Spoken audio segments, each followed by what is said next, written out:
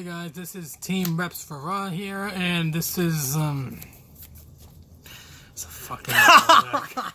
I thought you couldn't remember what it was. It's a fucking Mermail deck. Featuring Cheddar Bob. Featuring Cheddar Bob, because I'm in New York for the next couple hours, and I figured I'd feed his ego while I'm here. Nice, that's always appreciated. So, This is the deck I played at Nats, with one minor change. I went 1-3. Fucking top 1,000, and I don't even know what. out of 900 people. Out of 900 people. And yeah, this is the deck profile. 3 Mermaid As Man. you guys couldn't tell, I just despise this deck with every fiber of my being. 3 Mermaid Man. That'll explain the inevitable title. 3 Mermaid Man, standard. 1 Diva.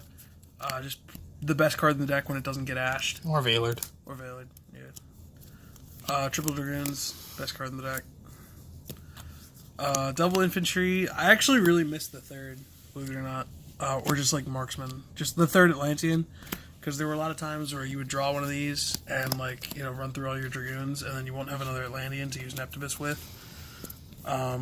So, you know, I definitely put in the third one in the future. I mean, a lot of this deck's going to change once we get the link.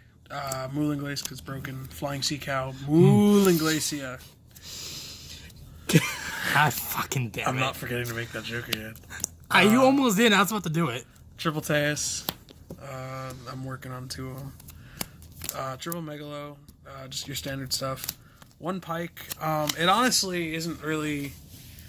Like, I'm running Sphere in this build, but, like, Sphere... This card isn't even necessary for Sphere plays. It's just, like, certain weird play strings are possible with Pike, where you just, like... It makes certain Soul Charge plays possible. But, like... It's not really necessary for anything else. Walter everywhere. Yeah. And then Double Gunned. Best one for the draw? Best one to have in your hand? Teus. No, I mean, yeah, I mean, her with Teus is fucking insane. No. Well, Teus usually searches her. Like, because Teus only searches these. So, you know, you don't really want to draw it with Teus. But, you know, that's the biggest reason I'm not running 3. And it's a hard up. Triple Undyne. Controller, Rosenix. So I opened, Jeff Jones signed this, because I opened this card like it was my fucking job, and I literally walk up to Jeff Jones after I drew this card for the 4th time, and I said, "Yo, Jeff, buddy, can you sign this shit so I'm not tilted every time I see it in my hand?" And he did, and then I drew it 2 more times. How did it feel when you drew it those 2 more times? Felt fucking great. Glad. I got to see Jeff, because I got reminded that Jeff Jones signed my controller. No, literally, my first game. Hand's a beast. My first game of my first round, my first nationals, and this is my hand. That's when you know. That's when you know. That's when you knew you're just like supposed to lose that. You know you're gonna have a good day. And then my second game of round 2, this was my hand. Hey, I mean, last week at ARG Boston, although it was Worcester, I was told This was my hand. I was told, like, don't this worry was about. my hand, and then 6th card, 7th card. I was like told, don't worry about Ghost Ogre. No one plays it, and everyone and their mother was playing Ghost Ogre that day. No, the irony is, I literally upgraded to the supers, like, the night before. Like, I was literally running the commons because I wanted to draw Undyne more, but I wanted to draw Controller less, and then I drew. I mean, that makes sense. I mean, I hate drawing my Garnets. Yeah. That's why you play 3 Brilliants and 1. I mean, 3 Garnets and 1 Brilliant. Yeah, no, absolutely. You draw the one of more than any 3 exactly. That's the rule. So I ran the Nimble engine, but I ran a smaller version of it. I just ran 2 Angler, 2 Beaver, and 1 Sunfish. I only drew Angler once, or I only resolved it once. I drew it once in the unplayable Undyne hand, and then I drew it one other time and resolved it, and it was great. I drew Sunfish. I barely drew any of these. You never want to draw this. Like, this card, normal summoning this is the same thing as normal summoning Pike. It's like, it's not a brick to summon, but if you ever have to summon it, then your play's not going anywhere. And, like, once we get the Mermail link, this card's getting cut, because you can't even make the Mermail link with it, because it's a beast and not a sea serpent or a fish or aqua. But Angler is, like, once we get the Mermail link, Angler becomes, like, the best card in the deck, because it turns Neptibus Angler, or Neptibus and 2 frogs, into Teus Dragoons. Which, by the way, I'm not running the frog engine, because Swap Frog, to me, it was always too much of an investment for too little payoff. Fair. Because you have to pitch 2 waters to summon it, and then a third one for the Megalo that you drop with Neptibus. So you literally have to open Neptibus, Swap Frog, and 3 other waters. So yeah, That makes sense. so yeah. But once we get the Mermail link, then I'm gonna play it. Ibly, because I drew this card 3 times. This is a fucking this pseudo card Vanity's Emptiness. Yep, drew that card 3 times. Never summoned it. Never sided it out, and still drew it a lot. Aqua Spirit, never drew it, so I don't have any opinion on it. And then Triple Gamma Seal. These were Droll Knockbirds during Nationals. I was borrowing them from a friend, and he needed them back, so I don't have them right now. But yeah, these are really pretty. I like these a lot. And they're really good against Goki. They're really good against Goki for, like, if they're bad and make the Cerberus next to the Trigate, and then you just tribute over their Trigate and then break their board with infantry. And then against the pure Sky Striker decks, you tribute this over the link, and then they can't really do anything about it. Pretty much. And then they're like their spells are locked because they can't Widow Anchor you. They can't engage. They can't really do anything.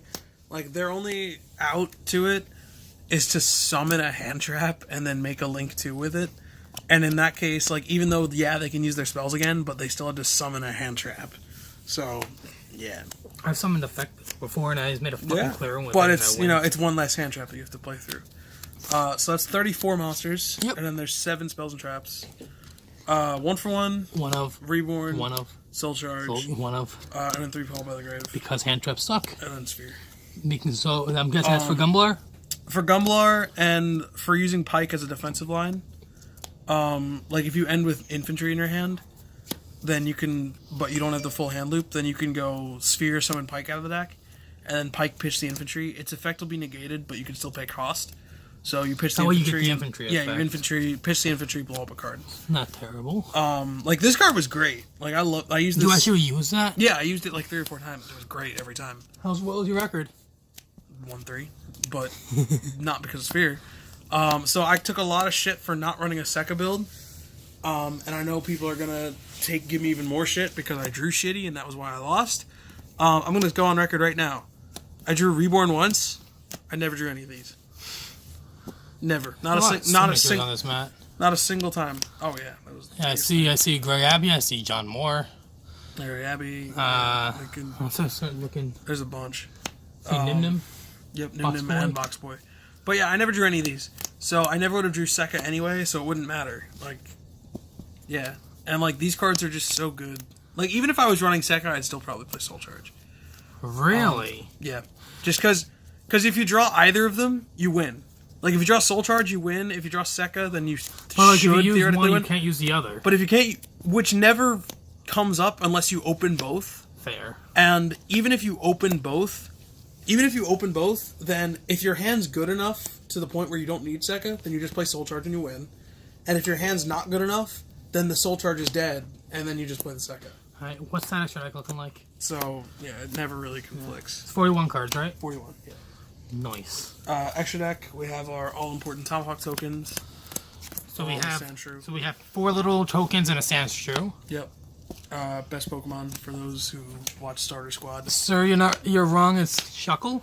Watch Starter Squad and you'll know why this is the best Pokemon. Alright, I will. But I'm Sandshrew. For the Nightmares, I only played 4, just because of lack of space. I actually probably would play Unicorn instead of one of the other cards in here, but I just didn't have room for Griffin. Otherwise, I would have played it. Like, Griffin was in here until Gumblar came out. Then Link Spider, Mistar Boy, which is going to be the Mermail Link, because this card's trash. Deco Talker, you need this for combos. And yes, it has to be this instead of Unicorn, because you need the Link 2, the Link 3, the points diagonal. Proxy Dragon, you need this to make with 2 Tomahawk tokens. Underclock, this is going to be Unicorn. Probably going to be Unicorn. It just sometimes helps to have the extra Link 2. Firewall, Gumblar, Borreload, literally just to out opposing Borreloads. That's literally all it's there for. And then the 3 Exceeds. The only 3 that you need. Although Dweller might go in here now. And that's it. Nice. Alright, you have anything to say? Not really. Deck's insane. You have Billy's signature too. Yeah, I got Billy. Got Sam Cox, got everybody. Deck's insane. It's going to be even more insane once we get Needle Fiber and once we get Lacia. Alright. Hope you enjoy. Check out the Yu-Gi-Oh! Parodies. Have fun. Shameless Subscribe plug. for more videos.